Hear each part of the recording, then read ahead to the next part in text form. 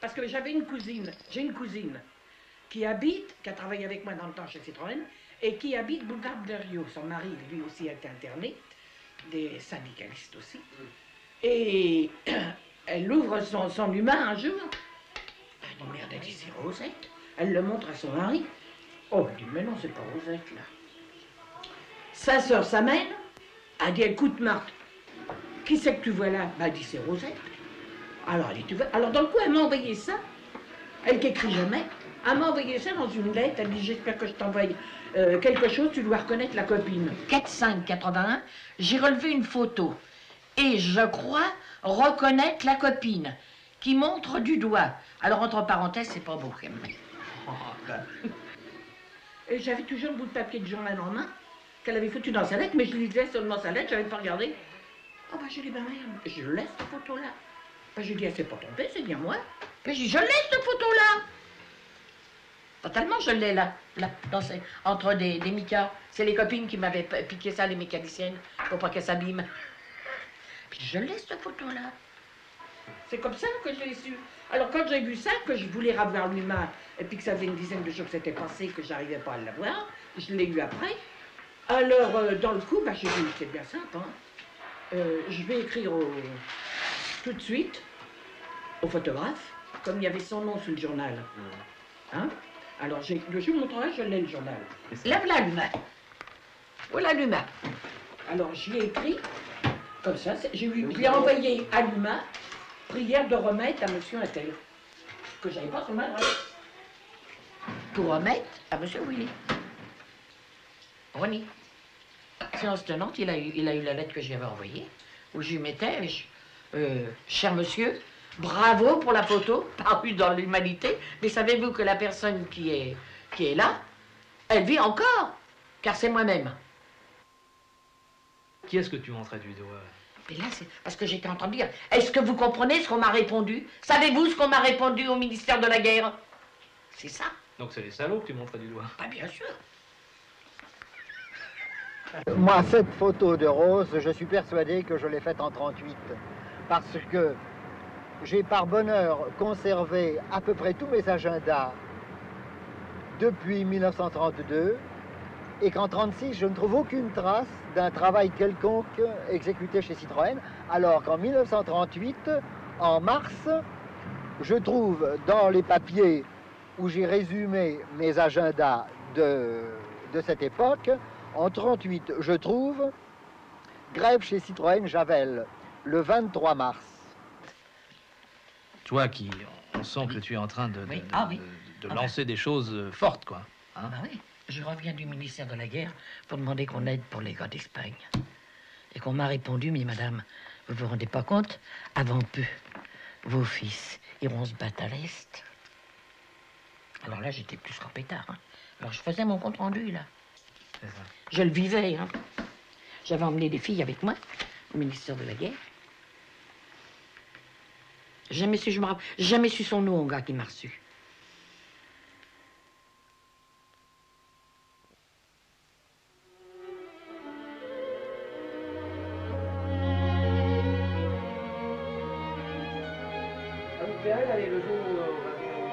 Oh, dans le 15e. Oh oui, oh oui. Vous savez que je suis née dans le 15e. Je suis née rue Sébastien Mercier au Pont Mirabeau. Je suis née à lundi de Pâques, où on ne foutait rien. Et un jour où on payait le terme. Et ça ne devait pas arranger mon père et ma mère. Je suis peut-être perplexe, c'est-à-dire qu'il peut très bien se passer des retrouvailles immédiates, intenses, comme on peut... et les deux cas évidemment sont intéressants, peuvent se retrouver mis en présence des étrangers. Parce que je pense que quand évidemment Renis photographiait la grève chez Citroën, c'était quelque chose qui le touchait au-delà de son rôle de commande de photographe, c'est-à-dire qu'il y avait quelque chose de lui qui était engagé dans cette histoire. Et peut-être que maintenant, étant devenu essentiellement, je dirais photographe et un peu dégagé de toutes ces questions, il est possible qu'il n'arrive pas à faire la jonction sur l'émotion. C'est possible. Mais ce qui va être intéressant, c'est le rôle qui va être joué, non pas par les deux protagonistes essentiels, celui qui a fait l'image et celui qui qui est dessus, enfin celle qui est dessus, mais les personnages annexes, qui sont soit les gens de l'époque, bon, les autres, les acolytes de la grève, ou des gens comme Le Marc, qui vont, comme on a imaginé par exemple, évidemment, Bussière et Vienner. Oui. Alors, il faut se pas pour un peu de Patrick, ouais. Est-ce qu'on va avoir besoin de ce... Oui, on va le dégager cet accès. On va le dégager. Oui, absolument. Alors, si on peut éventuellement enlever ces trucs-là, on mettra un praticable de 50 ici, faire, ouais. pour monter la caméra. Bon. C'était marqué pour nous, où va-t-on? Chez Loulou et Rosette. Avec ça, j'avais fait l'ouverture un jour de paye. Puis j'avais distribué des tracts. Pour l'ouverture, ah, tout le monde en avait, toutes les... Il fallait être gonflé parce qu'on était licenciés de chez Citroën le 30 novembre et on ouvrait le 13 février.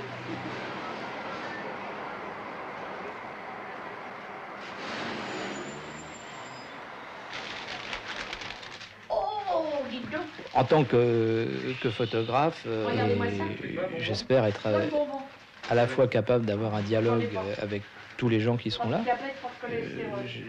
Enfin, ce qui va se dire, probablement, c'est pas quelque chose qui sera très étranger à ma période d'enfance, quoi. Bien que né en 41, j'ai pas connu le Front populaire, mais enfin, je le situe. C'est plus salon. Ce qu'il représente. Ici, c'était le salon de la télé. Voilà. L'autre, il avait fait une grande croix rouge.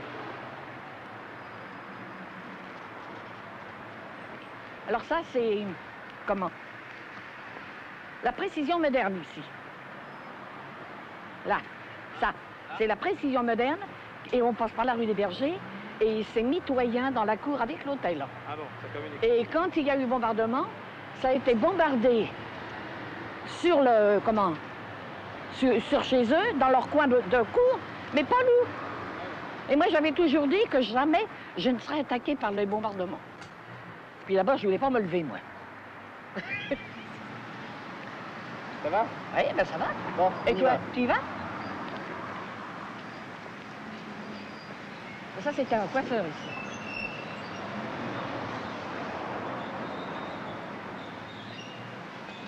Ah ben non, à moins que c'était là. Mais De non, mon c'est de la enfance, il couture, me là. reste aussi le souvenir des luttes auxquelles mon Ouais, père a apporté. participé. Je n'ai pas oublié les grèves très dures de 1947. Et là, il me semble bien pourtant que c'était le coiffeur.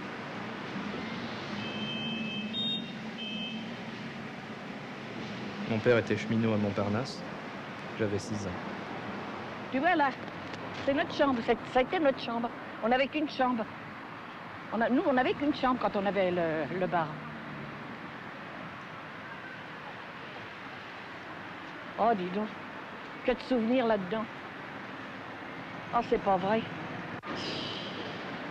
Regardons la petite vieille qui est derrière son carreau. Si ça se trouve, c'en est une que je connais. Top décor.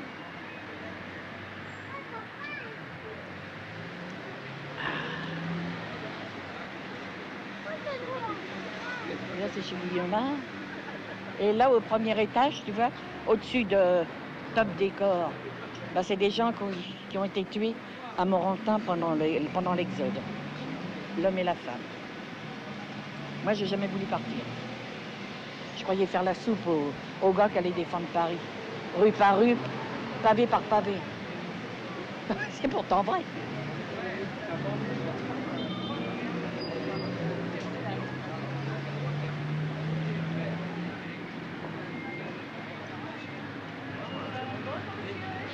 Ça va, petit? Oui, ça va. Ah, mais c'est vous autres qui avez posé des lumières comme ça. Ah ouais. Ah bah ça, ils ont changé les chaises, ça, ils ont bien fait. C'est plus moderne. C'est plus moderne que celle qu'on avait, nous.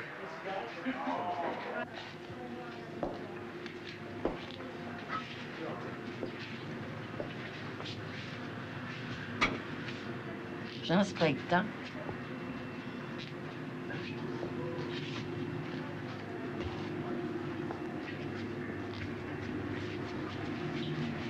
Eh ben, c'est toujours dans le même genre, hein.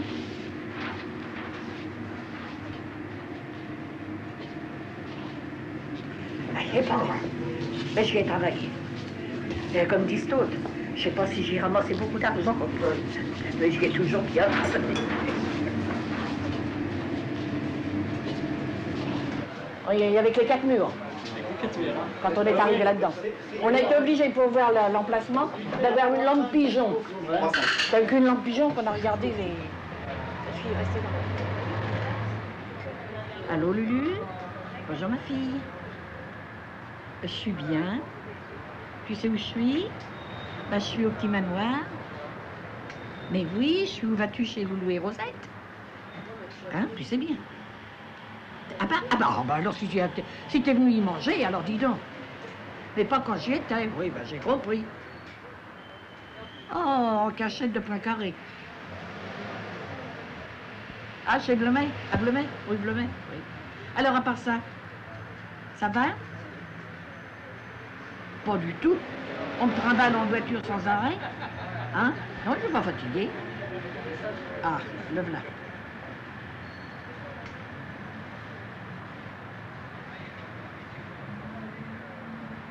Qui c'est? Allô?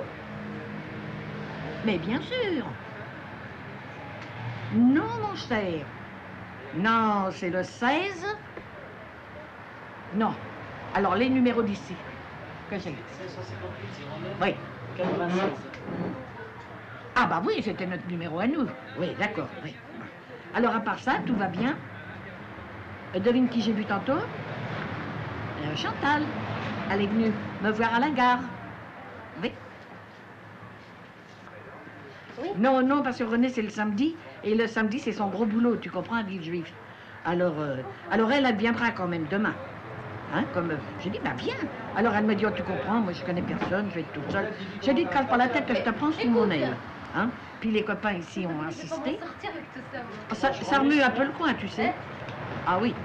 Enfin, je suis contente, tu sais. J'ai tout revu, j'ai tout regardé. Enfin, j'ai pas encore tout revu. Enfin, la maison de maman, de papa et maman, elle existe toujours. Ouais. Enfin, j'ai vu bien des choses disparues. Et remplacées par d'autres. La maison où demeurait Jo Lagré, elle est toujours là. Il y a une petite bonne femme au premier qui est en train de soulever son carreau, son rideau depuis un moment. Je me demande si c'est quelqu'un qui me connaît. Il y a une dame qui doit venir me voir demain, qu'elle a été à l'école avec moi à Ballard. Ouais.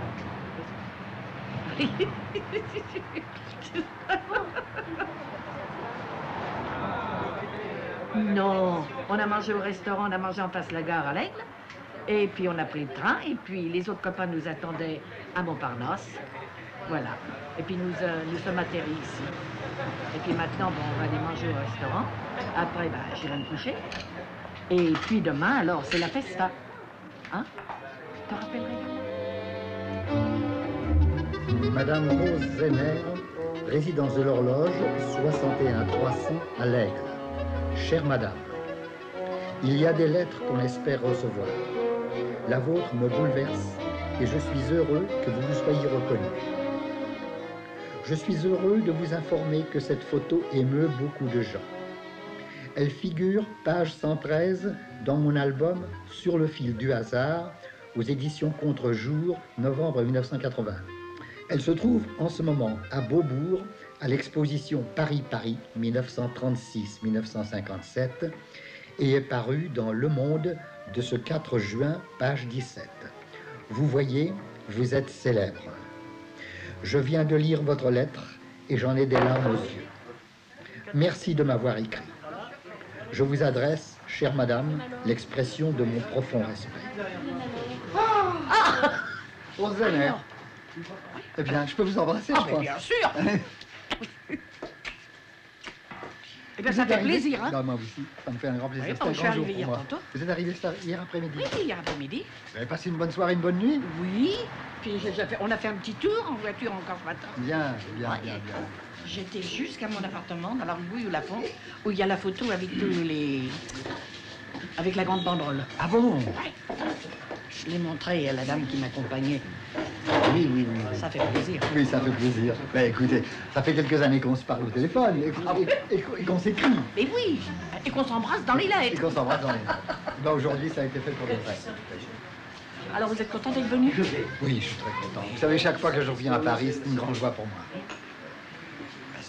Ma femme n'a pas pu m'accompagner, malheureusement. Elle est un peu fatiguée. Elle a pris son opération. Oui, mais enfin, là, ça va beaucoup mieux maintenant. Mais la prochaine fois, elle viendra. Peut-être qu'on se reverra aussi, alors, à ce moment-là. Maintenant qu'on a commencé, Bah, on va pas s'arrêter comme on va ça. s'arrêter comme ça. On a tout l'avenir devant nous. Oui. J'irai jusqu'à 100 ans, et vous aussi. Ah, moi, je sais pas. Pourquoi? Enfin, vous me tirerez, hein, vous me tirerez. Je vous maintiendrai. Je vous protégerai. Je vais peut-être prendre quelque chose. Moi, je voudrais un orangina. Orangina? Vous voyez, moi, quand j'ai très peu de souvenirs de cette période-là. Mais en tout cas, ce que je n'imaginais certainement pas à ce moment-là, c'est que 44 ans plus tard, on se rencontrerait dans un bistrot de la rue Saint-Charles. Et dans le bistrot, c'était le mien. Qui était le vôtre. Ouais, ouais. Sauf qu'il n'y a plus le zinc. Ah, il n'y a plus le zinc. Ça, ils m'ont couché ça, les Allemands. Ouais, ouais. Hein, et il était pourtant beau. Hein. On aurait dit de l'argent, alors. À votre santé. À la vôtre. Et à nos retrouvailles. Oui.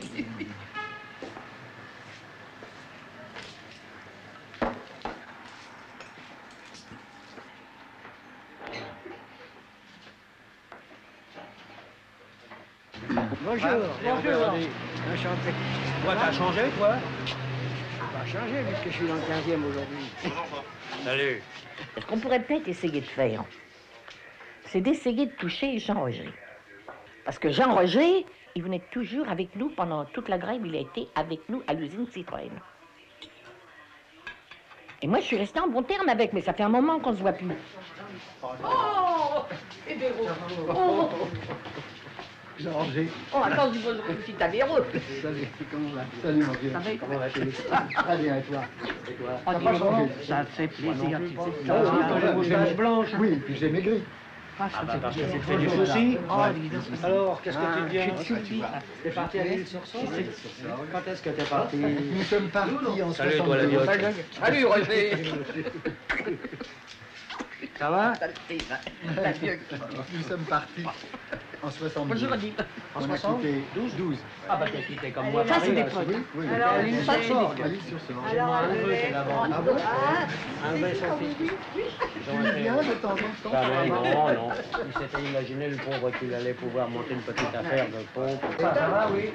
Ça a arrêté, ça. Ah, non, Il y en a fait une pareille, le C'est-à-dire que je travaille sur tu travailles sur ton marché. et j'ai fait un bouquin. C'est dommage. Je vais quand même me rappeler le nom de ton passage. Ah, ça, j'ai Moi, je charbonnier. m'appelle Voilà. T'allais venir ici. Ton passage des Ah, ça, charbonniers. j'ai charbonnier. Je sais pas où c'est, tu connais rien dans le 15e, toi. C'est Bon, le il y a une métro. pause à la chambre. Le métro rue Le Courbe. Oui, c'est dit. Garibaldi, rue Le Cours. Voilà, Garibaldi rue Le Courbe. Et tu montais un étage comme ça pour arriver Ah bon, au commissaire aussi.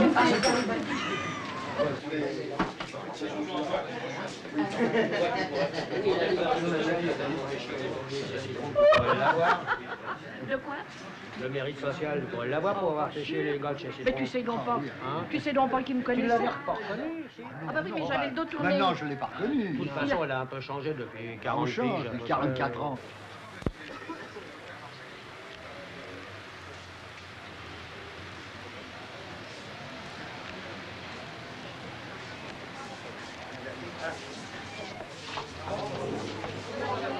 Je vais ranger la bagnole, là. Ouais, bah Oui, ça y est, on ça y s'est est. présentés tous les deux. Quoi? Ah, bonjour. Il y a Véro, il y a Jean-Roger. Bonjour. Salut, Francis. Comment ça va? Ça va bien, merci. Ça va bien. Ça va. Je vais ranger. Je suis pas en retard, hein? Non, non, tout va bien. Non, je vais manger là. Je sais pas, en fait, je sais même pas, c'est une sorte de. Je suis une année.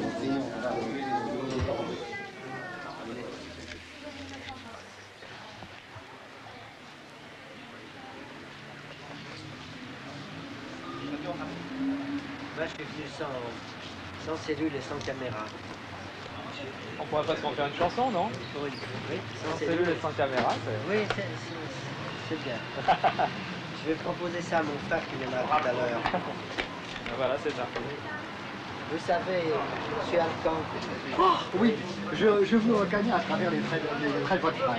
Parce que j'ai été condisciple de votre frère pendant... Et vous allez peut-être le voir tout à l'heure. Oui, il va venir. Je vais téléphoner pour qu'il vienne. Il me dit, oh là là, mais c'est si ancien. Oui, c'est si ancien. Oui, ça fait peut-être Mais 50 il est ans. venu me voir en 80, pendant le mois de la photo, Ah oui, au Forum des Halles. oui. Parce que avez la des FNAC, livres? oui, la FNAC, j'avais sorti un livre et il était venu, parce que je devais prendre la parole avec Lucien Himier, un autre photographe, à propos de la sortie de ce livre, puisque nous avions chacun un livre qui était sorti. Oui, et la c'est ce FNAC qu'il avait m'a fait dit. des expositions de nos photos. Et votre frère était venu et on s'est retrouvés. Et il n'a pas changé, lui, du tout, Oui, depuis mais le je crois que lycée. vous étiez dans la même classe. On était dans la même C'est que moi, classe. j'étais mais dans une autre. Peut-être pendant 6 ans, 7 ans, on était dans la même classe. Depuis la 6e peut-être, ou la 7e. C'est incroyable. Incroyable. Alors ça fait presque 60 ans, 55 ans. Oui.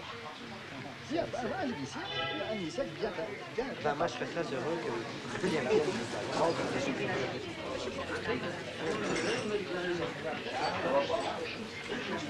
Eh, ça circule.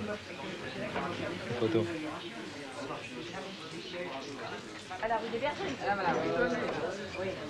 Et alors il y a une chose particulière, je trouve, Ah, dans la la photographie, photographie. il y a une attitude. Oui, bah, Qui a été- j'ai appuyé au bon moment. Quoi. Il faut savoir. Un moment appuyer au dramatique. bon moment. Et oui, oui. C'est ça, la photographie, c'est ça.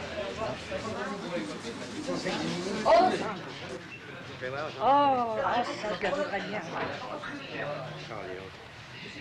Tiens, tu le connais, l'autre Oh, c'est une ordure ordure aussi, celui-là. Laura, Oui, oui, c'est le mec qui m'a fait chier chez son terre, C'est Timbo. bien. Timbo, Frachon. Si, celui-là, il m'a fait chier. hein. Frachon. Alors moi, je suis derrière. C'est Benoît.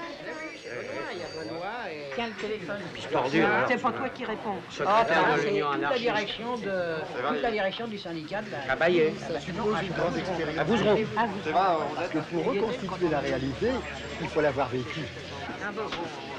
Il se trouve que, enfin, une grande partie de mon métier a beaucoup plus été axée sur les films de fiction que sur les reportages et les documentaires. Mais je dois dire qu'au début de ma carrière, j'étais quand même en plein dans le documentaire. Mais il me semblait toujours que c'est, enfin, d'obéir à une certaine nécessité de ne pas me contenter de la lumière dite naturelle. J'aimais essayer de la transposer ou de surajouter quelque chose à cette lumière naturelle. Oui, d'autant plus qu'en fait, l'objectif et l'émission ne réagissent pas comme l'œil, n'ont pas le pouvoir compensatoire de l'œil, compensateur de l'œil. Et il faut éclairer les ombres. Il y a des choses comme ça. Moi, je vais me spier parce que je te délègue. C'est dur, hein? Oui, on ne pas de nom, Et ça, je pense que Je ne me délaisse pas plus longtemps. Non. Ah, tout cas, je suis revenu. le directeur de la photographie, que de savoir compenser le manque de la technique, Faut le faire, un hein, apport artificiel qui recrée une réalité. Je vois, il travaille. Ah, mais oui, bien sûr. Si ça va continuer témoin. pendant qu'on va manger. Moi, je croyais que le cinéma, on réglait les plans, tu vois. J'ai pas l'habitude de cinéma qu'on prend. Ah oui, mais ils travaillent depuis hier. Ici, là, non. Ils sont en train d'installer tout. Il n'y a pas longtemps qu'ils ont fini d'installer dans la salle à manger. Pour nous, là, ça va. Oui, Pour le banquet. dire que c'était mon bistrot. Rénové en 39, quand Citroën m'a foutu pas de porte. J'ai hypothéqué la maison de ma belle-mère pour avoir un pognon, parce qu'on n'en avait pas la queue d'un, pour pouvoir monter ça. Et puis, depuis quand l'as-tu quitté, juste? Ah ben, je l'ai fait que 3 ans, parce qu'il y avait tellement de descentes de police. Alors en 42, on a vendu. Puis alors là-bas, mon mari avait, à la place Charles-Michel, il avait un cordéal. Alors moi, j'ai continué le cordéal après. Puis Il a j'ai vendu fallu en attendre 30 ans 53. pour qu'on fasse connaissance, parce que... Ben, moi, à la télé, moi. Non, mais avant moi, j'étais avec mon frère enchanté dans les Louguettes, sous le nom des Frères Marc. Ah oui, ah bah oui. Mais bah, c'était pareil, je connaissais. Des fois, les gens se sont voir. Et on s'était promis de se voir. Et alors Patrick est venu l'année dernière, il ne connaissait pas du tout cette histoire. Il était venu faire un court-métrage chez moi à Nice-sur-Sorgue. Et je lui ai raconté cette histoire. Alors il a bondi, il a dit mais je vais aller la voir à l'Aigle et je vais fabriquer quelque chose avec ça. Tu comprends, c'est une trop belle histoire. Il faut absolument que je la... Et bien voilà les protagonistes, après 50 ans, ou presque, qui se trouvent réunis grâce à toi. C'est un monde flou. Oui. Ce qui est bon, je trouvais que c'était bien, c'est que l'érudit, là, c'était tous les copains qui sont là, c'est des gens qui ont une responsabilité énorme en tant qu'ils sont L'armée, on les mobilise. Et cette fois que j'avais eu le palu et puis la jaunisse. Alors, administrativement... L'école était revenue maintenant. Ah oui, non, c'est avant, c'est en 40, ça. Oui. Hein? Tiens, le fils à Willy qui est en train de photographier. Le fils à qui? C'est à Willy. Je peux évidemment évoquer des grands moments de 1936, au moment où il y a eu la création de notre syndicat. Oui, Madame Rose, je suis très très heureux de vous rencontrer puisque... Je suis Henri Alcan, directeur de photographie. Et naturellement, j'ai admiré beaucoup le fait qu'il y ait cette nouvelle rencontre après l'extraordinaire de cette photo. De l'année dernière. Oui, je connais l'histoire. Tu connais? Bah oui, avec eux. Oui. Vaguement, parce Oui. que... Bonjour, monsieur Alcan. Bonjour. Le Marc.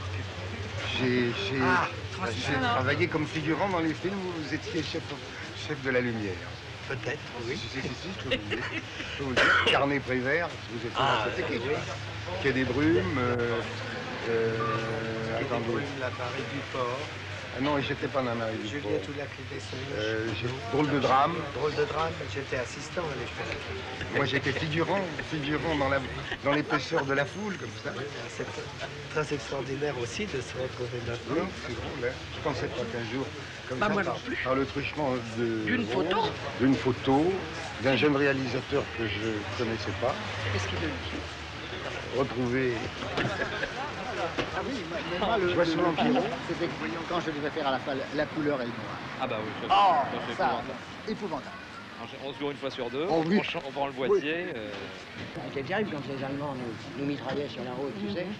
Eux, ils se précipitaient, les gardes-chus, Dans les fossés. Dans les fossés. Et j'ai rappuyé sur la tête pour qu'ils bouffent de l'air.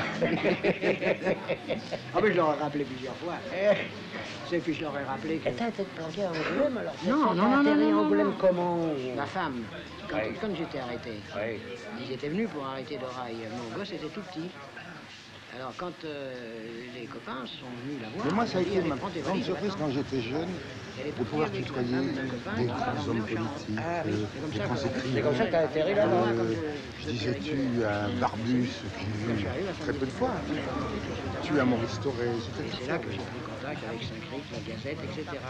Saint-Caz. Oui, mais à l'époque, moi, je ne me rendais pas compte.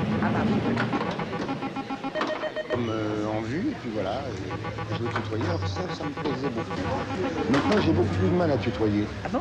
J'avais fait une clé, et les gars disaient c'est un maniaque. Tous les soirs, je rentrais mes clous, tu sais, dans une petite valoche, puis un coulisse, tout le monde dit, ah, je me rentrais dans une valoche. Alors j'ai dit non, c'est une habitude de ranger mes outils comme ça avant de partir. Alors j'entre dans l'atelier, je pique ma valise, je me taille, et les flics étaient rentrés derrière. Et moi, où je pars de l'incapacité de l'invention, c'est qu'il y a des photos qui sont survenues, qui prennent une valeur surréaliste, qui sont complètement qui font basculer la réalité dans un autre monde. On m'aurait donné les mêmes éléments, je dis bien, j'aurais pas imaginé un instant que je pouvais faire envoler un voile de mariée comme ça et en faire un fantôme. Ah oui. J'aurais pas imaginé que je pouvais mettre un artichaut en l'air. Tu vois, des choses qui sont venues C'est grand-père? provoquer, en fait, on est provoqué par la Grande fille, de grand gars. Et c'est un bon gars, il est secrétaire du comité de ville de Limoges. Mais Ah, il est à Limoges? Oui, ma fille est à Paris. Elle est prof. C'est savoir le saisir. ah oui, le moment exceptionnel. le moment exceptionnel. Dans une banalité C'est l'exemplarité dans de la situation, Mais toute à scène- son moment, le plus significatif. Mais toute scène à ces moments. Il y en a plusieurs, bien Là, souvent. j'avais fait l'année dernière en Arles un travail justement, enfin, on peut dire avec le cinéma, puisque c'est la vidéo, mais c'est c'était la la même vidéo. chose. C'était d'enregistrer une scène qui servait en fait de bande témoin pour repérer, dans le même cadrage que celui de l'opérateur photographe, les moments qu'on avait laissés passer. Ben oui, oui. Et on s'aperçoit que dans une scène d'une minute, avec des pertinences différentes, parce que Willy était là et il avait choisi un autre moment que celui que moi je préférais. Oui, oui, oui, on avait choisi chacun un autre moment. Mais dans ces scènes-là qui nous paraissent... D'ailleurs, je dirais même que moi, l'un de mes premiers déclics photographiques, c'est enfant, en voyant des films. J'étais assis dans des fauteuils, dans une salle de cinéma, et je rêvais de photographie. Et je me disais, mais si on offrait une poire, un petit bouton pour presser, permettre à chaque spectateur d'arrêter l'image quand il a l'impression que c'est une photo, eh bien on s'apercevrait que... À tout moment. Ça a été mon obsession tout le temps de me dire, ah si je pouvais... Je voyais des scènes, bon j'étais un petit peu... T'aurais voulu les garder comme image. J'aurais voulu par moment arrêter en me disant « Oh, c'est formidable, il va lui taper sur l'épaule, il a le bras en suspension. » Et moi, je voulais toujours appuyer, ça me marquait déjà, avant que le geste ne s'achève, pour laisser une ambiguïté sur la fin du geste. Parce que dans le fond, quand on fait ça, en cinéma, on sait qu'on va faire ça, mais en photo, c'est le plus significatif. Voilà. Mais l'extraordinaire, finalement... C'est le geste de Rose aussi. Ah oui, bien sûr. Vous avez saisi le geste exceptionnel. Et nous, en tant que cinéastes, dans les films de fiction, on essaie de réinventer de l'exceptionnel, de reconstituer de l'exceptionnel. Et c'est vrai, et à la fois pour le mouvement, par exemple, de l'action et des acteurs, et c'est vrai aussi pour la lumière. Et c'est ça ce que j'aime dans mon métier, c'est d'essayer de reconstituer artificiellement, non pas la banalité quotidienne, mais le moment exceptionnel. Et c'est ce qui en fait d'ailleurs sa valeur et son charme. Donc c'est ça, il y a une démarche inverse entre le photographe et le cinéaste. Oui, mais j'ai relu ça encore dans une interview dans son livre, où il disait que les démarches du cinéaste et du photographe n'ont rien de comparable. C'est un grand observateur. C'est un grand observateur. J'admire beaucoup. Quand j'ai vu le borinage, par exemple. Ça m'a beaucoup influencé le travail de quand j'étais plus jeune. C'était le pont d'acier, je sais plus, le grand pont. Et la pluie.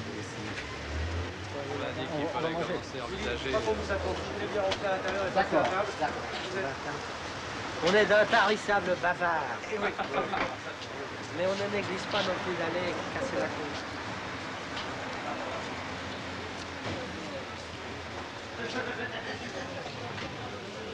C'est pas croyable. Monsieur Alcan, vous allez vous mettre là. C'est le colorimètre. Numéro 1. Numéro 2. Là, c'est le Ah, regardez la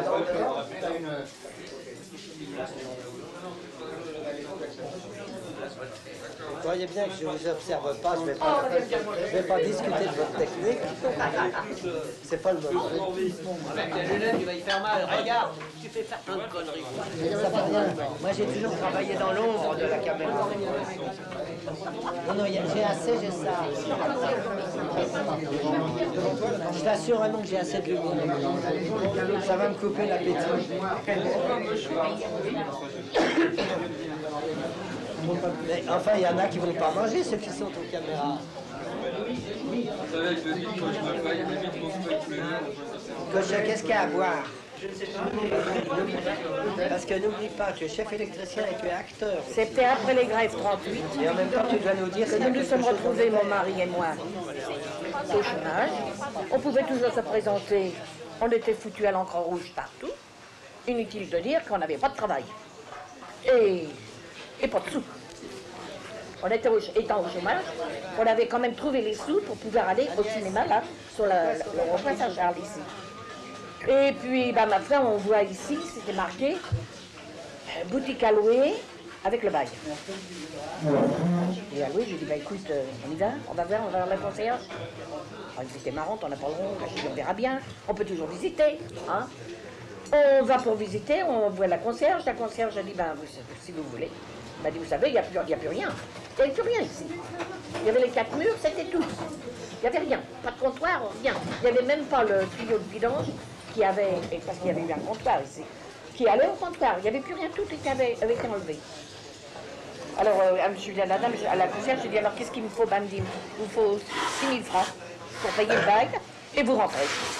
Oui, mais les 6 000 francs, on ne les avait pas. Alors, peut-être 2 jours après, je rencontre Méa. que vous avez connu vous autres. Mais il me dit, bah ça va pas la Rosette? Bah j'ai dit, ça va et ça va pas. Je dis, on a trouvé quelque chose pour s'installer parce qu'il faut manger. Hein? Faut manger, il n'y a pas d'histoire pour travailler. Eh ben il me dit, s'il faut les 6 000 francs, bon bah attends, je vais voir ça avec Yannick, sa femme. Et puis le lendemain, il vient puis il me dit, bah Rosette, tu peux aller voir ta concierge, il demandait le bail, on t'apporte les 6 000 francs. Ça, c'était formidable. Hein, ça, c'est la solidarité, ça, oui. Ah oui. Alors là-dessus, bon, on s'est senti fort. C'est là qu'on a été rue de Lappe. Hein. Alors on a fait toute la rue de Lappe. Dans la rue de Lappe, on voyait bien qu'on n'avait pas long. Alors il y avait des grossièrement, non, on n'a rien à vous vendre, rien, non, ça ira pas, ça. Et puis il y en a tout de même un qui a eu confiance en nous. C'est Hetzel. Je dis bien son nom, il est bon. C'est Hetzel, rue de Lappe. Alors les autres, je dis, comment? Tu leur as fait crédit? Tu leur as fait confiance? Oh, il dit, oui, moi je leur fais confiance. On a tout eu à crédit. Vous aviez une bonne tête, probablement. Faut croire. J'inspire confiance. Mais ça, c'est pas l'histoire. Mais pourquoi rue de Lappe? Bah parce que c'est les marchands de comptoir. Alors c'est comme ça qu'on a monté. Maintenant, tout le monde nous a fait crédit. Pour les chaises. On nous a fait crédit. Donc pour le comptoir, pas d'histoire, c'était fait. Les tables, les chaises, c'était fait. Mais voilà que quand on a ouvert, attends, tenez-vous bien. On avait été quelque temps avant qu'on soit licencié, si tu vas t'en rappeler, mais Rosie, toi aussi, boycotter les produits japonais avec des banderoles dans le hôtel de ville. Premier client qui s'installe, il regarde sa petite cuillère, puis il me fait, j'ai dit, qu'est-ce qu'il y a? Ben, il me dit, t'as vu? C'était les petites cuillères japonaises.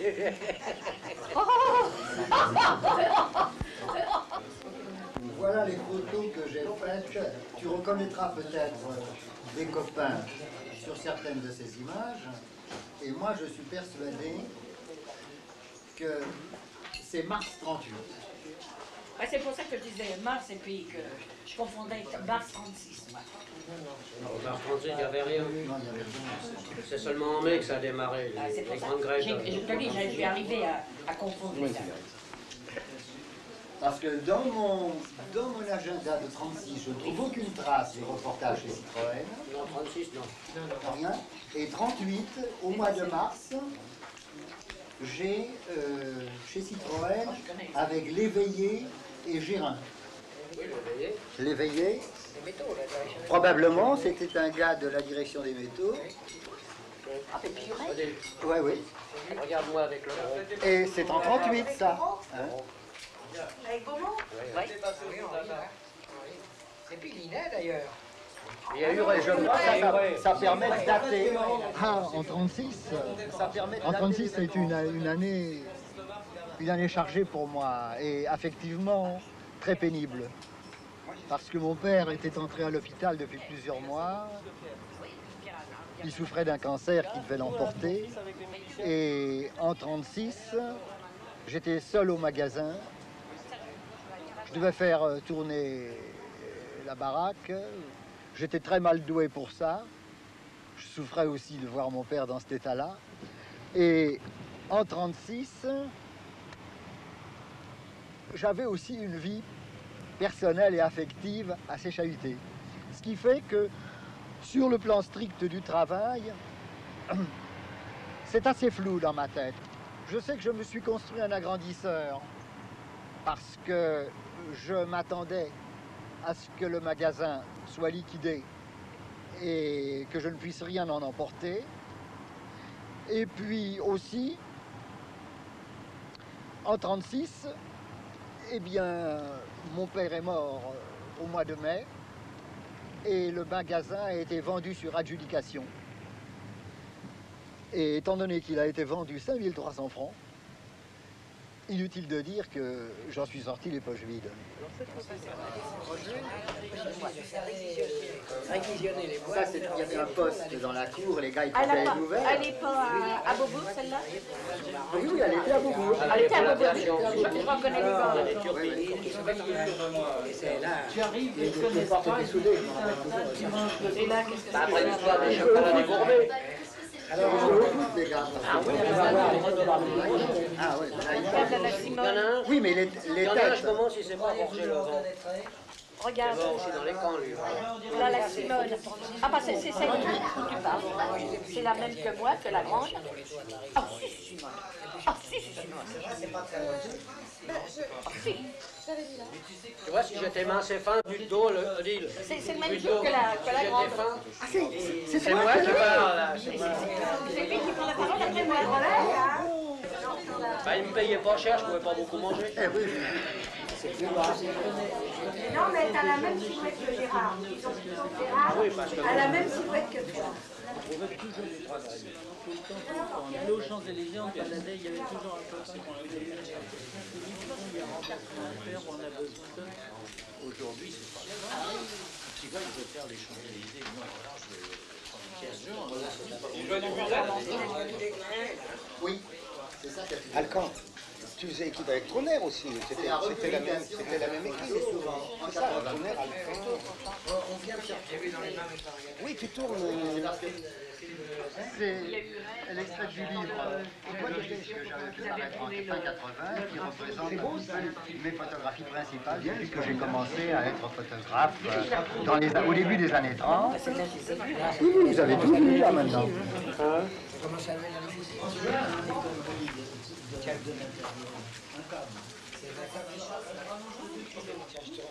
Ah ouais, t'es honnête? Je suis honnête mais distrait. Ah bon, oui. Voilà ce qui s'est passé. C'était manipulé.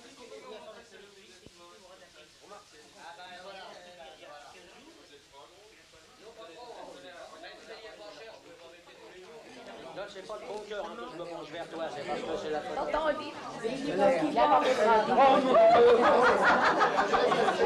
Tu pourrais t'étouffer. Oh, il est galant. Je me suis acheté une conduite en faisant quelques photographies pour mon compte. Oui. Parce que moi aussi, je veux des photographies de cette journée. Bien sûr. Très important.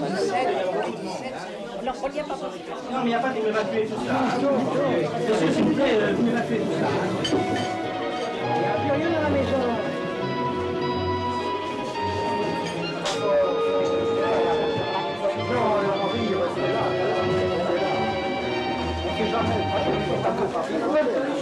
Tu peux sortir plutôt par là.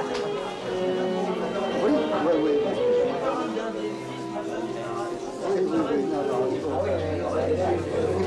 Il vaut mieux être plus prudent, trop prudent pas assez.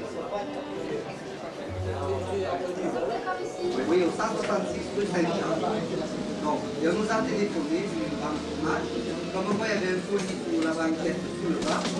Vous êtes sympa, on a sorti. Hein. Tiens, allez, regarde, vas-y, fais un plan sur nous. Messieurs, dames, rentrez, hein, c'est fini, on a sorti dehors. Hein. Il n'y a que nous, hein. Les téméraires, on ne croit jamais. Du coup, je me permettrai de vous raconter une histoire. De 1944, j'étais avec Marc Allégret à Toulon pour faire du repérage d'un film quand des dizaines et des dizaines d'avions sont venus bombarder le port de Toulon. Et on était à table, toute l'équipe de préparation du film, et on avait tellement faim, on était tellement privés que malgré le début du bombardement de Toulon, c'était énorme. On continuait à manger les bouchées. Cherchez la bombe, elle est sortie. On ne voulait pas abandonner notre déjeuner. Bon, on n'en est pas au même point. Mais c'était... Vous avez sauvé mon veston. Non, mais... moi, ça finit par me faire rigoler parce qu'on va rester dans une hôtel... Ah bah il est dehors, je ne sais pas ce qu'il y a dedans. Ah, on ne sait pas ce qu'il y a dedans. Non mais enfin il est dehors. Parce qu'en principe il aurait dû sauter. Ah non? Non, non, pas forcément. Dans 3 minutes. S'il est branché.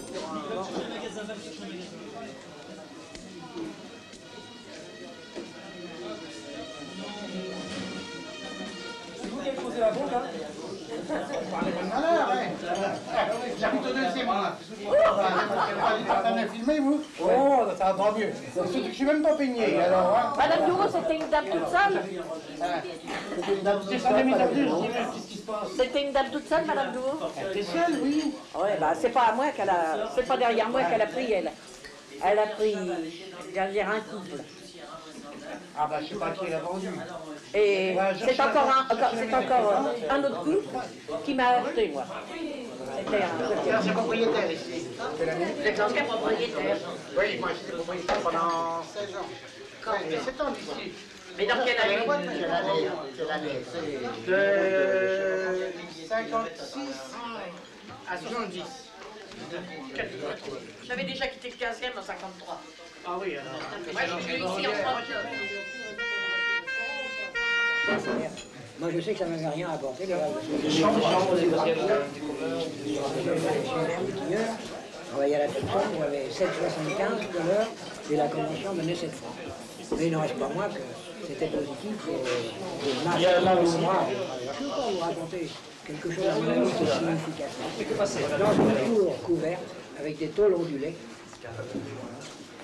un mirador dans lequel était le patron, et les femmes qui avaient retiré l'échelle du mirador. Et le taulier était là-haut et les femmes occupées en bas. Alors, il faisait des boîtes de conserve. La cour, c'était les gros pavés parisiens, vous vous rappelez de ces pavés, là, ces gros pavés arrondis. Et les femmes travaillaient là-dedans sans évacuation de la société.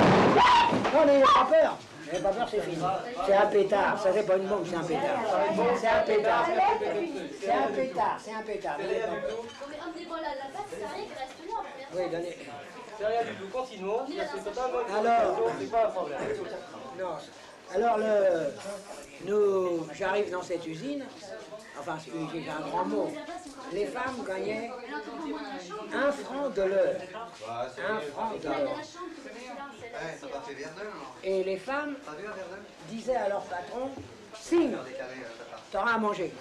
Et il était dans son truc cerveau, t'auras à manger quand tu signeras.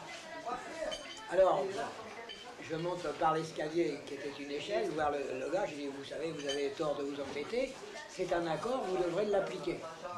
Alors si vous voulez descendre et pouvoir replongé, signez donc l'accord. Le mec, il a signé. Alors vous vous rendez compte, ces femmes qui gagnaient 1 franc de l'heure, la convention leur amenait 5 francs de l'heure. 5 francs de l'heure. En plus des congés payés, les 40 heures, payés 48, enfin tout ce qui a été le fruit de 36, c'est considérable, considérable. Nous, on a du mal, je dis nous non, mais enfin, les générations de maintenant ont du mal à s'imaginer ce qu'a représenté 36.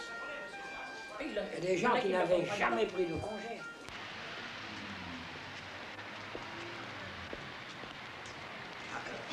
Qui faisaient 10, 12 heures.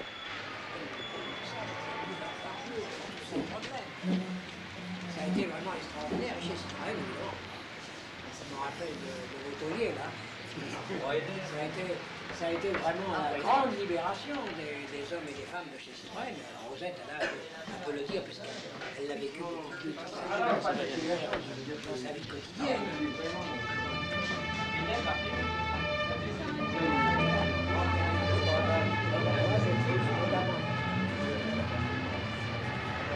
Ah, voilà, Roger Damin. Voyons, Roger Damin. Quand j'ai entendu la bombe, j'ai eu un souvenir, ça m'a fait rire. À Vitry. J'avais déchiré tout mon pantalon, je ne rappelle pas tout mon pantalon déchiré, j'étais en chercher un autre à la maison. Je ne rappelle plus. On est parti avec empressement, j'ai tout craqué. Il y avait encore une bombe. Il avait un jean qui était trop. Moi je me souviens, j'étais en train de chanter. Il y a une dame qui est montée sur scène, qui m'a pris à part, qui m'a dit, il y a une bombe. Ah bon? Qu'est-ce qu'on fait? On a terminé le morceau quand même.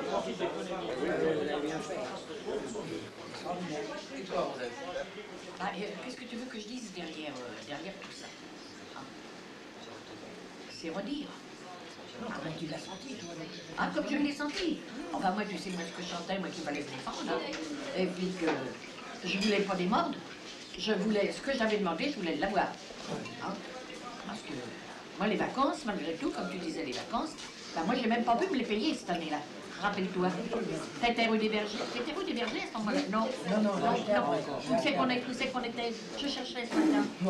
18 rue Cambronne. 18 rue Cambronne.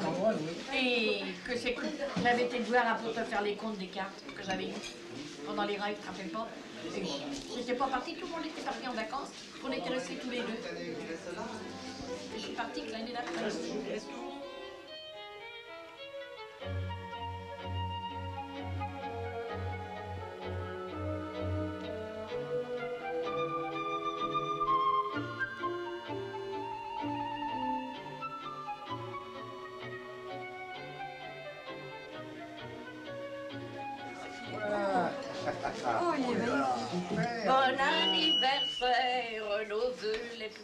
Aïe, aïe, aïe, aïe, aïe.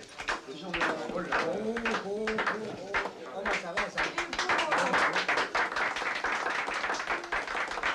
Eh, c'est pas le jeu, il y en a une qui est éteinte déjà.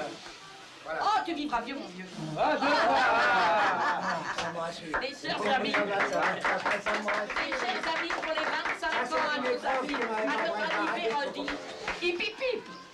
Hip hip hip. Hurrah. Hip hip hip. Hurrah. Hip hip hip. Hurrah. Bon anniversaire, C'était mon petit inattendu Véron. cette histoire. C'est les 25 ans. Les 25 ans, oui. C'est 25 ans. De mariage. Vous voyez, j'ai 25 ans et 50 ans de mariage. Eh ben, ça fait le coup. Ça fait le coup. Ça ne veut pas dire que mes années de mariage ont été doubles du point de vue de ma personne. Mais enfin, les choses sont ainsi. Il ne faut pas oublier qu'il avait son anniversaire à fêter chez lui et qu'il a pris quand même le soin de venir avec lui. Mais je le fêterai ce soir chez moi. Voilà, un second anniversaire. C'est deux fois. Ah non, c'est donné la bise. La bise à Rose. Ouais, la bise. Mais enlève tes lunettes, nom de Dieu, tu vas les écorcher.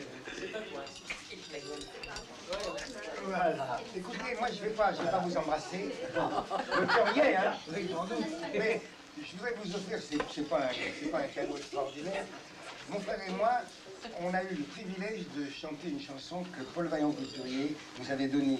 Il en avait écrit le texte et mon frère a fait la musique. La chanson s'appelait « Il y a trop de tout ». Et ce gâteau, il est là pour le prouver. Alors la chanson, malheureusement, je ne la connais plus entièrement. Il m'en reste un tout petit bout. Un tout petit bout. Il n'y a pas trop de tout là-dedans. Alors je vais vous chanter tout ce que je sais de cette chanson. Peut-être que vous l'avez entendue au moment où dans les meetings, on l'a chantée. Alors, on n'entend plus parler que de crise. Plus il y a de lait, plus on crève de faim. Plus il y a de richesse et plus il y a de mouise. Plus il y a d'or, plus il y a de buretin. Il y a trop d'ouvriers, mais il faut faire de la cadence et du rendement.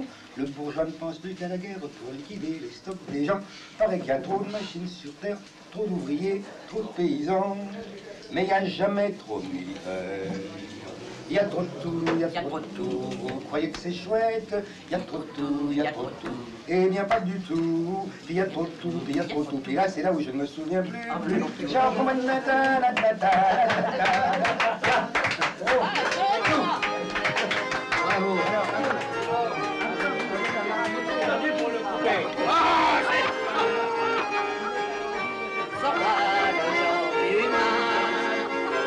C'est là que les gens vont venir. Deuxième bonbon. C'est dommage, la paix nationale,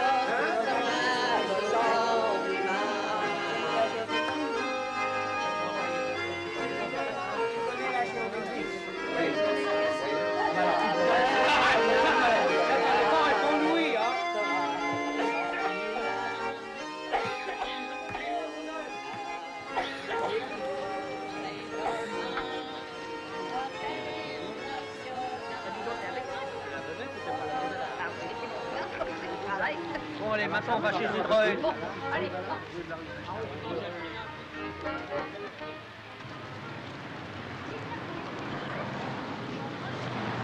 Où la partie de Citroën?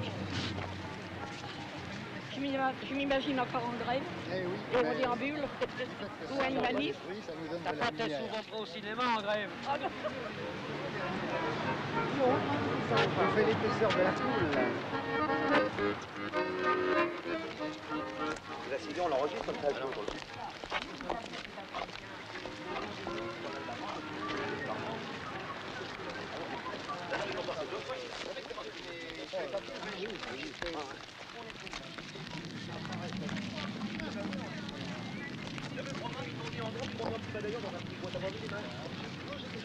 Ah, on le voit tout ça. Ah oui. Ça a occupé un drôle d'espace, hein. Ça, c'est vraiment un pèlerinage que l'on fait là. On rentre avec beaucoup de facilité. Hein. Ouais. Oui, c'est ça, Une époque, oui.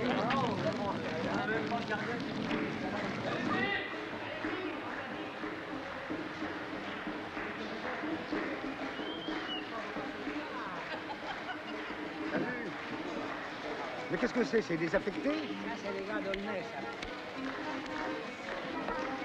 Parce que si tu te casses une carte pour nous ramener à l'aigle. Ah ben j'ai pu tout mettre en caution. Je comprends bien. Salut,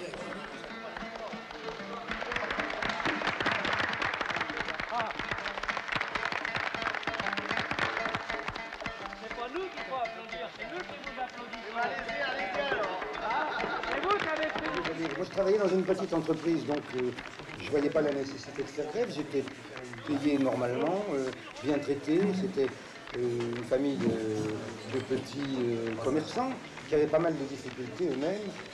Et je m'arrangeais toujours pour obtenir des petits congés.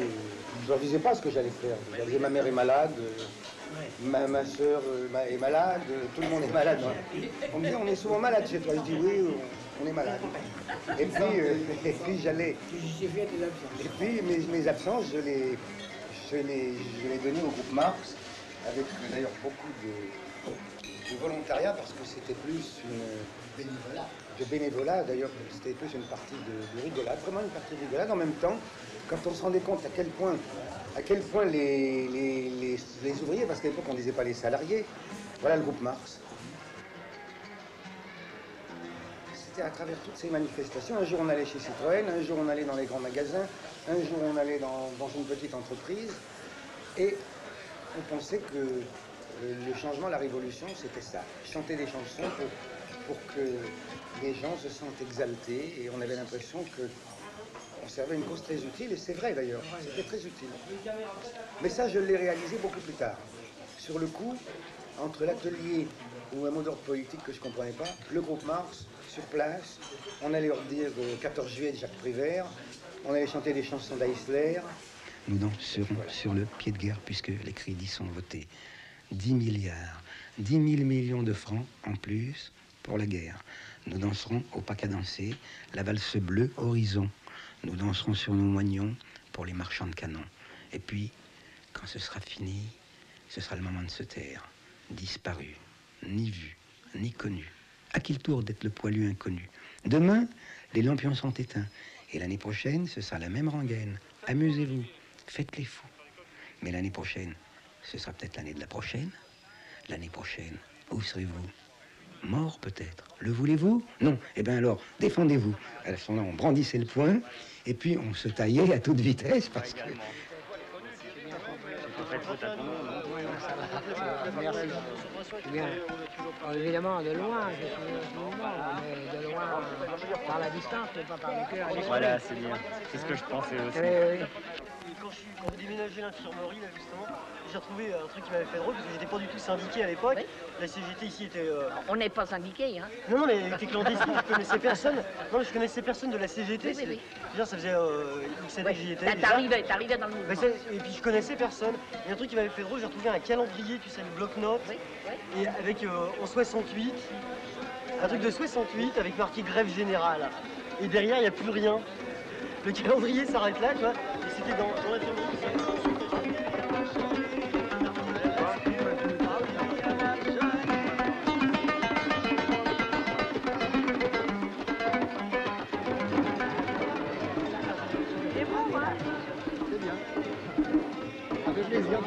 C'est pris à quel âge?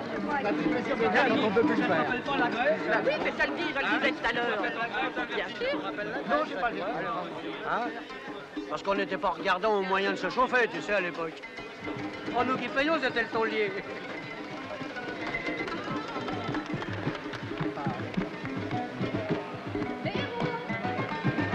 Ah, il est là. Oui, il est là derrière. 2 élus sur 3 dans le 15e, dans cet arrondissement. C'est un quartier ouvrier? Ah oui, mais c'était le Grand Courant. C'était le Grand Courant en 36. Hein. Voilà. Bah oui, c'est bon. Alors ça, c'est la direction collective du 15e arrondissement des métallos. Et là, il y a Rosette là-dedans. Vous me connaissez bien, mais vous savez pas mes idées. Je ne suis ni socialiste ni communiste. Je suis simplement une femme syndicaliste contre la guerre et le fascisme. J'aurais dû y sortir votre livre. C'est pris. J'ai le temps. Les gars, ils étaient joyeux. Ah oui. C'est un peu salissant. Ah oui. Regarde-le. Oh, c'est un mec qui travaillait à la mécanique de précision, là. La fourrière, ça Je vous rappelle.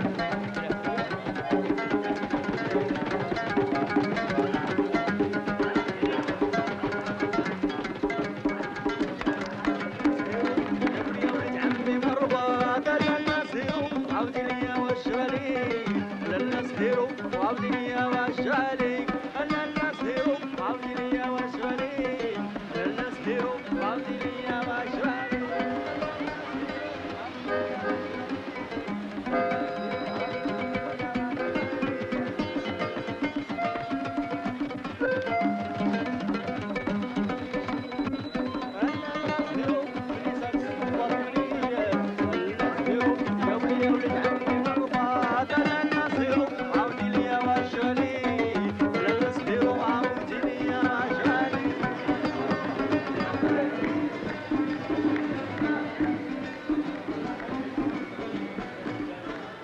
La CGT avait décidé d'une grève le 30 novembre. Ça a été décidé à un congrès, sans fixer la date, à Nantes. Mais on sentait bien que bon, c'était la CGT réunifiée. On sentait bien que le jour, il n'était pas mûr. On sentait très bien qu'il y avait des réticences. Et puis, bon, ben, quand le matin, on avait eu le responsable de ne pas rester chez soi, parce qu'on se gourait qu'il ferait des arrestations. Puis le matin, quand on s'est réveillé avec un copain dans un hôtel du 14e, putain, le métro, ça marchait, les autobus, ça marchait, tout marchait. On s'est dit, oui, aïe, aïe, aïe, puis ça a foiré lamentablement. C'est de là que chez Citroën, ils nous ont viré 1500 copains. Tous nos cadres. Sauf quelques-uns aux qui on avait dit, allez, bon, c'est cuit, le matin, il faut rentrer, essayer de faire sauter la tôle. C'est là que la Rosette, elle n'a jamais voulu rentrer, et puis alors elle a été lessivée en beauté, hein. Le 30 novembre 38 pour Munich. Là, alors là, elle a été ripée comme pas là. Mais la Rosette, avec sa tête de lard, elle n'a jamais voulu rentrer. Elle a dit non, moi je leur ai dit, c'est des salauds, tu la vois. Ils ont voté la grève hier, ils rentrent aujourd'hui, moi je rentre pas. Alors, inutile de te dire qu'elle a été immédiatement liquidée.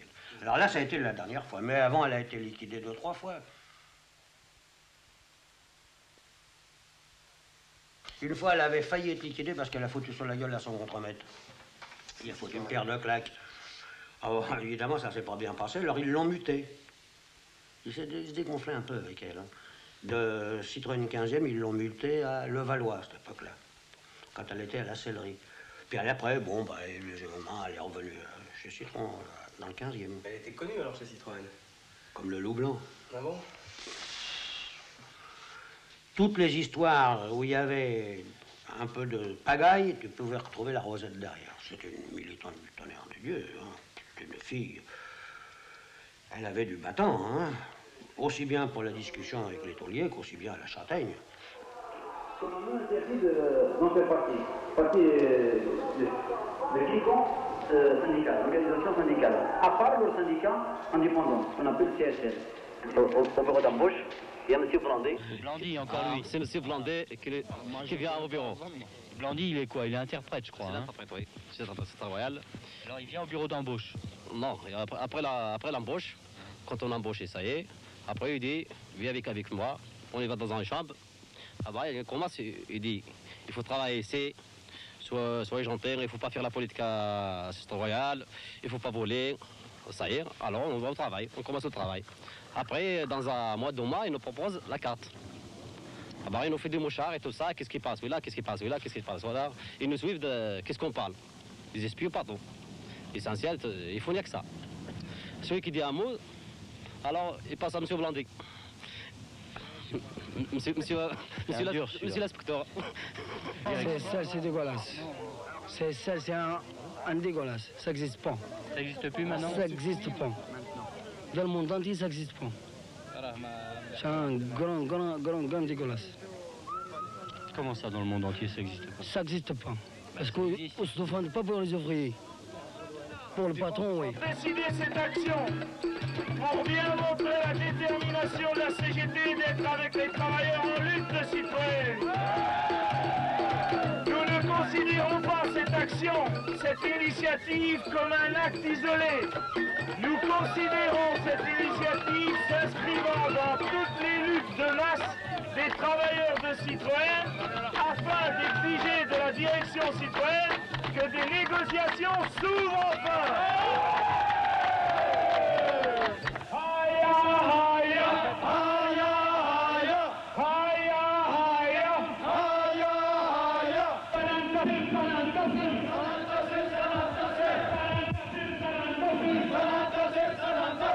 Vous l'avez eu la carte de la CSL? J'ai pris un jour, c'est obligé, parce que quand je ne prie pas, et il a des difficultés dans le travail et il m'emmerde toujours, il change l'emploi plus dur. Quand je demande quelque chose, il ne me donne pas. Alors j'étais obligé pour faire la carte comme ça, et il me laisse tranquille. C'est-à-dire que si vous avez une carte de la CFT, comme je dis pas de CFT parce que je ne peux pas dire le Citroën de leur nom, parce que c'est celle ou c'est pas celle. Alors si vous l'avez, vous êtes protégé. Et on dit que c'est la petite carte de tranquillité, monsieur. Ah bon? C'est comme ça qu'on l'appelle. La petite carte de tranquillité dans l'usine.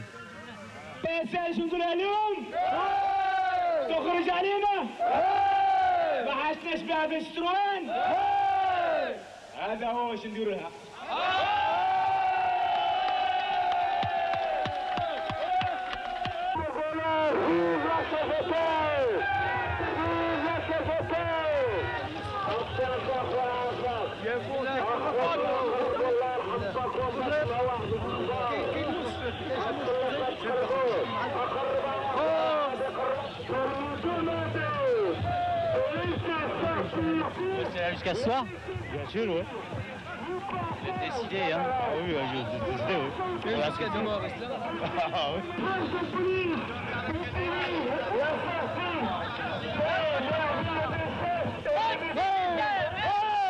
Bonjour, je prends les papiers CGT dans les droits. Voilà.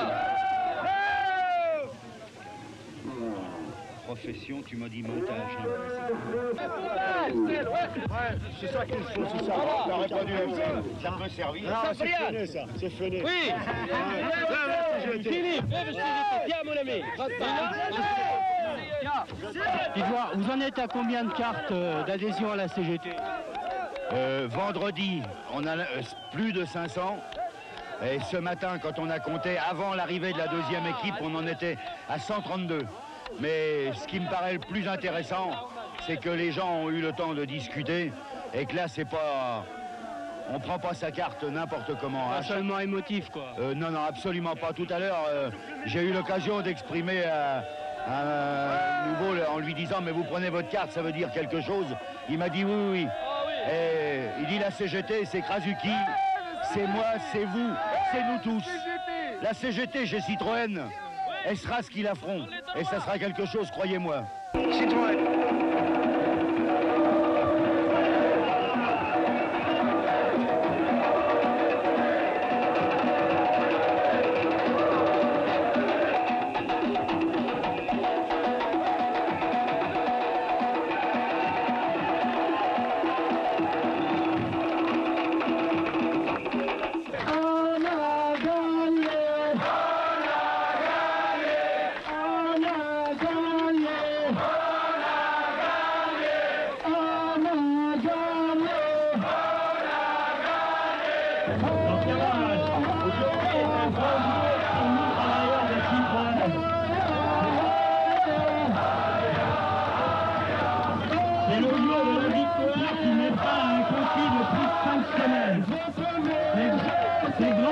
Détermination et à votre courage,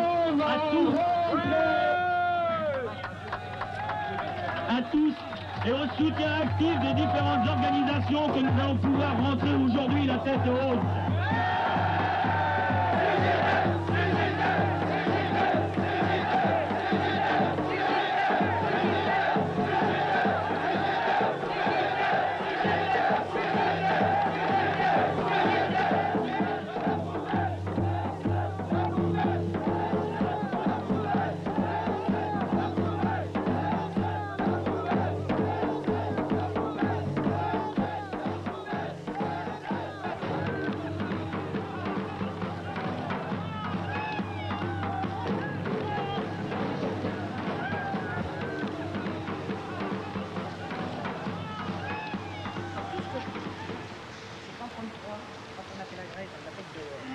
On a pris des coups par la police. On les a pris des coups. On longeait les femmes le long du trottoir. Il ne fallait pas marcher, il ne fallait pas courir, il fallait voler. Alors, comme ça ne valait pas, alors hop, à coups de pied dans les reins et à coups de genoux. Moi, je les ai pris. Alors ça, moi, je m'en rappelle.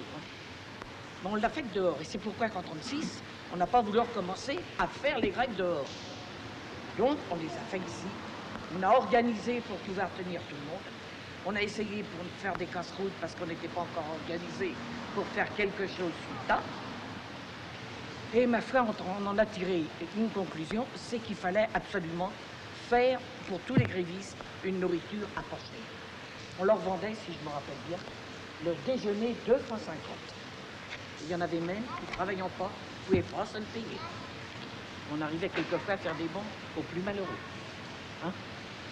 Ensuite, donc il y a eu des copains qui se sont mis à la tâche. Le syndicat nous avait payé des lessiveuses pour faire cuire des légumes sur des brasseries. Et puis des copains ont fait la cuisine. Des copains qui avaient peut-être fait la cuisine au régiment, j'en sais rien. Toujours est-il qu'ils nous l'ont fait. Et ça nous a bien aidé. Ouais. Et on s'y est donné avec les moyens de bord. Tout le monde a mis du sien. On y a tous travaillé, mais pour tout ça, il faut que tout le monde s'entende et qu'on ne cherche pas à s'évincer de prendre des responsabilités. Il faut les prendre.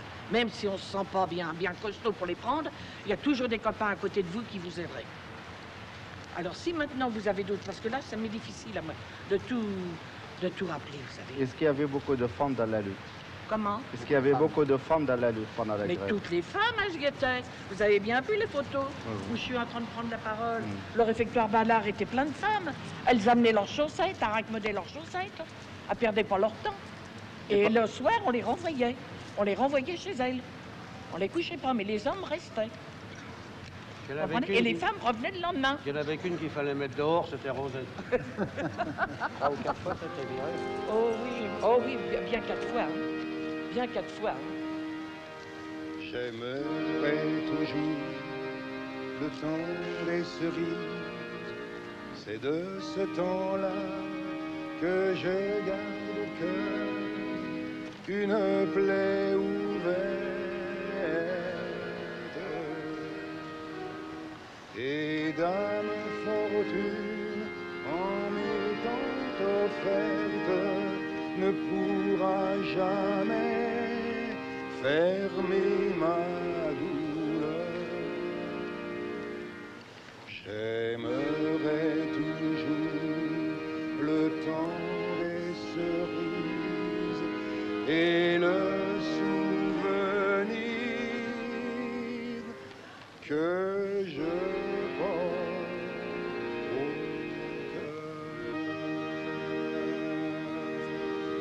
Aïe, aïe, Français émigrés, nous aïe, avec la CGT, nous allons gagner. Français émigrés, aïe, aïe, Sanantasser,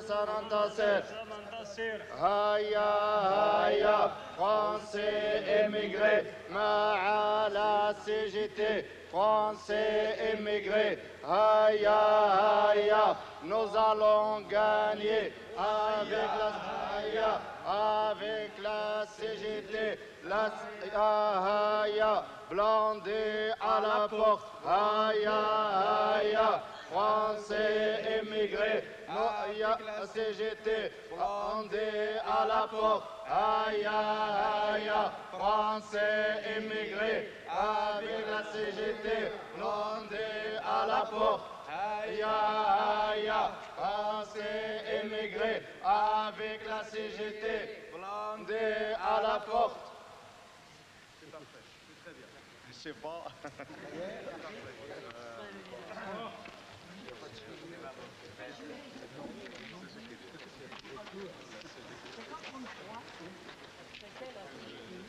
Avec qui on a fait la grève? Oui, alors, il faut que tu dises ce que ça voulait dire. C'était la Confédération Générale du Travail Unitaire. En réponse à la scission de 1920, où les CGT étaient les réformistes. Et la CGTU était, avec comme base, une base révolutionnaire et non réformiste. C'était la... Ah, formidable. La reproduction est très bonne. Quel geste, oui, c'était un beau geste. Quelle révolte. Ah oui. Tous les endroits Elle est restée extraordinaire. Ah oui, c'est étonnant qu'elle a l'air d'avoir encore de l'énergie. Ah oui, alors elle a de l'énergie. Pardon, il y a un peu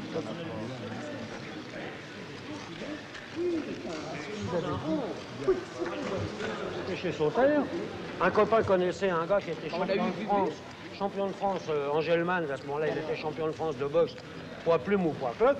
On y a monté un ring, il est venu faire une exhibition, sans se faire payer un rond. Hein. C'était tout juste si, au contraire, les gars, ils nous auraient pas encore sollicités pour venir. Moi, on a eu Marie Dubas, on a eu tous les artistes venaient. Ils allaient tantôt dans une boîte de la métallurgie, tantôt dans les grands magasins, à la à Leval, au Galeries Lafayette, au printemps, parce que tout était sauté. De mai à fin juin, on peut dire qu'en 2 mois, tout a sauté dans la... Sur, je crois, une usine et on y croyait un peu, on disait, ça y est, presque la révolution est faite. Elle n'était pas faite. Qui a pris la direction de la lutte parmi les femmes pour réclamer des conditions meilleures de travail, etc. Norme Arrêt. Voilà, Norme Arrêt. C'est un film qui est sorti il y a environ 5 ans, à peu près. Et cette photo a beaucoup impressionné les Américains à cause de ça, parce que le film a fait un tabac aux États-Unis, de Norme Arrêt, et ils ont trouvé une nouvelle Norme Arrêt dans cette photo. Espérons que ce film-là, actuellement, fera aussi il ne peut pas avoir quand même la même destinée, parce que ce n'est pas un film avec toute une histoire, c'est quand même un petit peu un documentaire. Oui, mais c'est quand même une histoire assez extraordinaire. Et si, bon, bien sûr, je ne garde pas le souvenir de 38 où j'ai fait cette photo, mais ce dont je suis totalement sûr, c'est que je ne pensais pas que 44 ans plus tard, je la retrouverais chez Citroën, ici, à l'occasion de retrouvailles de... C'est ça ce qui est assez extraordinaire, c'est de se retrouver dans ce lieu. Dans ce lieu.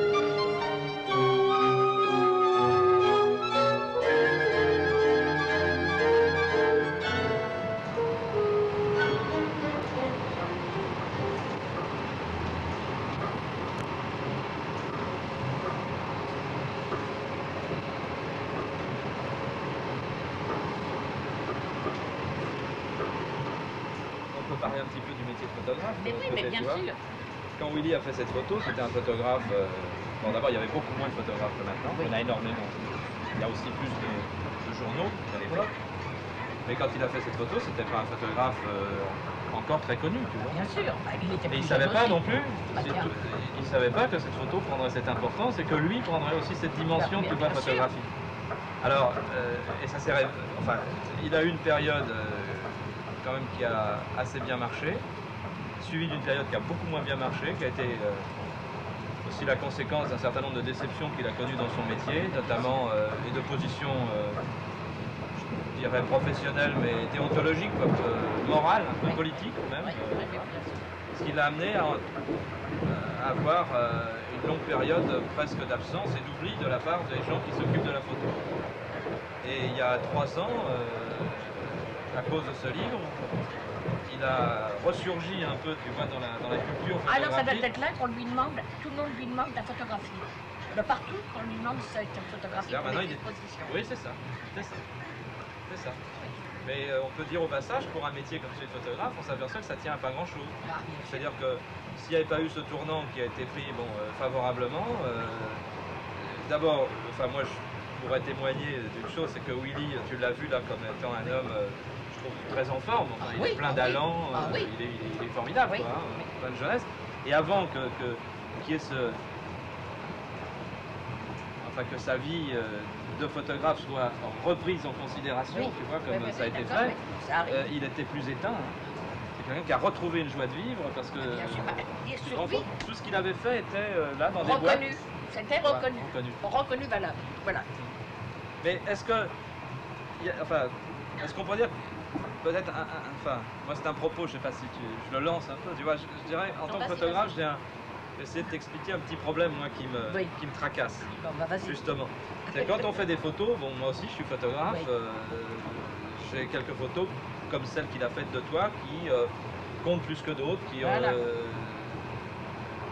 ont été faites sur des gens, et la plupart du temps, ce sont soit dans des, pas forcément des situations de lutte comme celle-là, mais dans des situations du quotidien, de la vie de tous les jours.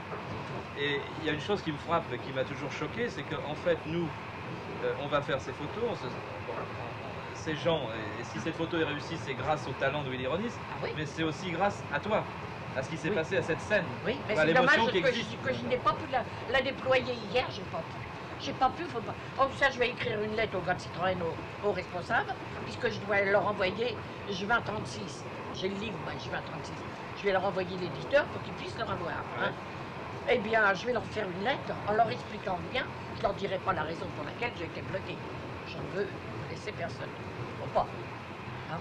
Parce que les autres, ils pourraient vraiment vouloir. Hein. Non. Mais dire que j'ai été bloqué, j'ai été saisi, j'ai été ému. Voilà. Et pour m'émouvoir, je te jure, les copains, parce que moi je fréquente beaucoup les déportés, parce que mon mari a été déporté. Alors moi je fréquente les déportés. Hein. Je fais partie du bureau aussi, sur le plan départemental. Mais quand je vais leur dire ça, oh ils vont dire c'est pas vrai. Oh ils vont dire c'est pas vrai. Ils vont pas le croire que j'ai été... Ben, pour mes 80 ans, quand ils m'ont fêté mes 80 ans l'année dernière, eh bien j'avais encore autre chose là. Parce que j'avais les petits-enfants de mes amis, des déportés, qui étaient là, qui se faisaient une jouette là, et que j'avais pas les miens. Tu vois? Alors ça m'avait fait une tristesse. D'abord, j'ai eu des photos, je suis vraiment triste. Hein. Ça me faisait mal, hein? Ah oui, et pourtant ils avaient été chouettes avec moi hein, pour mes 80 ans.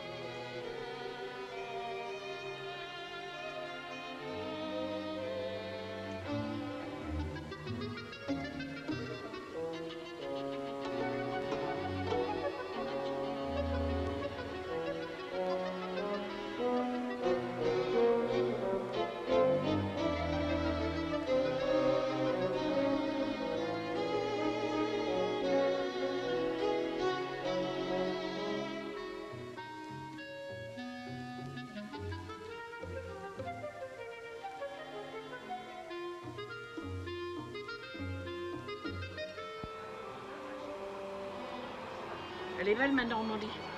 C'est pour la mienne, hein. Bah, c'est mon 15e. Ça, mon 15e, c'est ma... C'est à moi, mon 15e.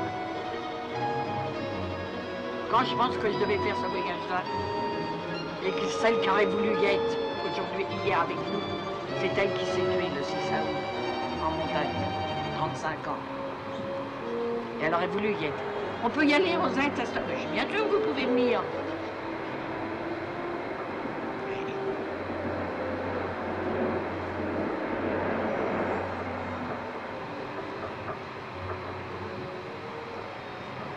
J'ai été vraiment gâtée en émotion depuis le 6 août.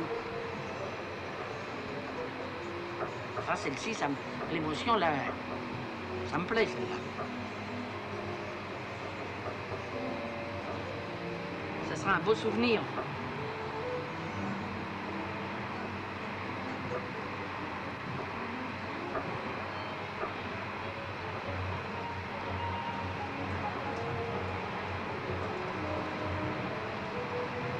Je suis contente d'avoir revu des maisons où j'ai été dedans, dans le 15e. Pour un peu, je m'envoyais avec la marchande de frites quand j'étais môme, quand j'y faisais des cornets, pour avoir des frites.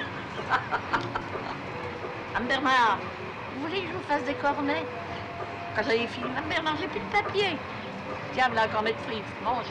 Mme Bernard, vous voulez pas que je vous épluche les pommes de terre? Le soir arrivait. Mais elle est blanche, de mon blague, elle veut pas manger. Mais j'ai pas faim, surtout si c'était une soupe au poireau ou à l'oignon. Bah, qu'est-ce que tu veux? Une omelette aux frites. Et on me redonnait un sou, j'allais chercher un cornet de frites. Et maman me refaisait une omelette aux frites. C'était bon, puisque je l'ai perdu à 9 ans. Sacré 15e. Et ce que j'aimais pas, c'était l'école. Ça, l'école, je l'aimais pas. Non. J'aimais mieux aller jouer. J'aimais mieux aller jouer dans la rue.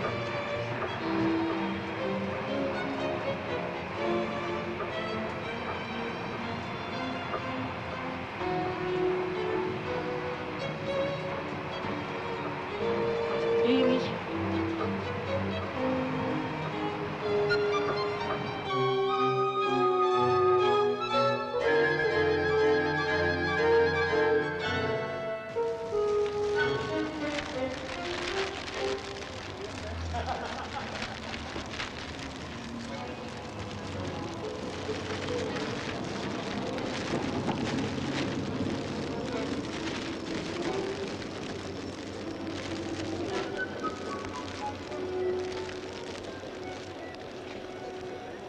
Ah, moi j'y vais. Ah non.